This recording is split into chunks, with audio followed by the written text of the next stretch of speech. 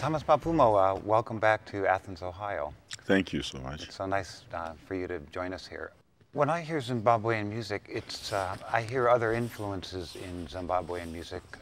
And Zimbabwe is in South Africa, right? That's or Southern right. Africa. That's right. For those of our viewers who don't know where Zimbabwe is, it's just north of South Africa. Mm-hmm. And I hear a South African influence, and I hear influences, Congolese rumba influences, but there's something about Zimbabwean music that is really, really unique. That's right. You hear just a few notes and you know it's from Zimbabwe. What makes Zimbabwean music sound unique? Is it the mbira? The mbira. What exactly is an mbira?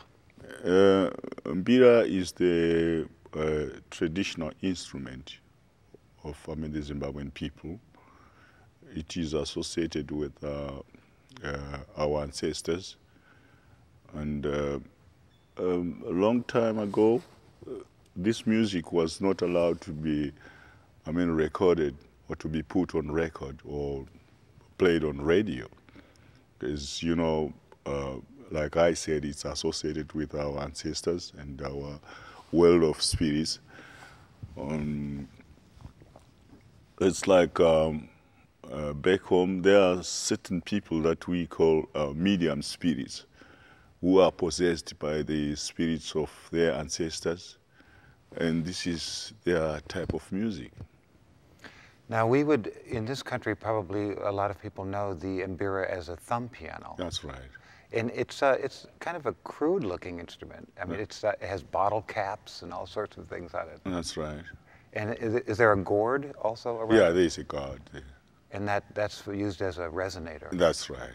Now, when you grew up, were you listening to mbira music at all, or is this something that was not played very often? I listened to mbira music a lot because I actually lived in the country myself with my grandparents, and they were so much into mbira music, into traditional music as a whole, and a lot of mbira music was played, during that time. Now, you grew up in what was Rhodesia in the 50s and the 60s. Mm-hmm. As a kid in Rhodesia, what were you listening to? What was on the radio? It was a white regime in power, and was the radio controlled by the powers that be? Yeah, like I said, I grew up in the country myself.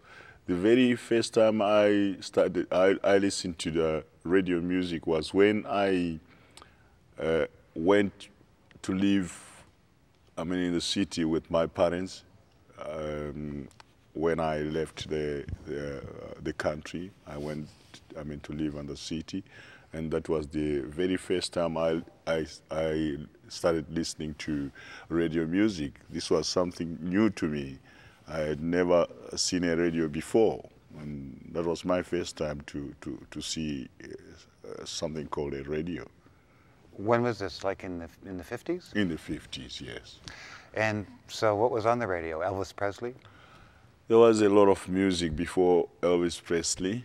There was a lot of, South African music played on our radios, and after that, there came the rock and roll era, where every youngster was into that type of music, listening to Elvis Presley, listening to people like Little Richard. Things were just, changing. We listened to a lot of other stuff like jazz, music by Frank Sinatra, music by Bing Crosby, music by, other famous names. Anyway, those were, the days.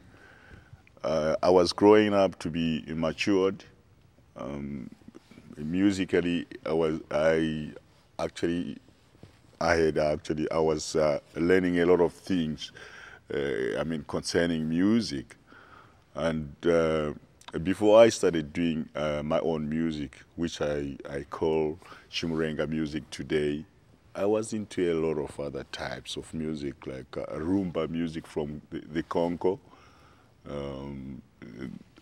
soul music, music by John Lennon and Paul McCartney, the Beatles.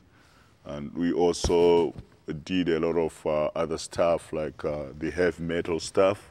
Really? Well, we are with my small group, and well, we were into a lot of music. I can't imagine you doing heavy metal.